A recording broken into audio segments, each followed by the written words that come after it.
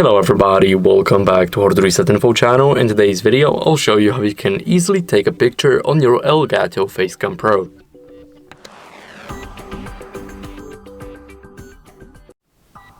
So first, what you guys need to do is open up the Camera Hub, which is an app especially designed for ELGATO cameras.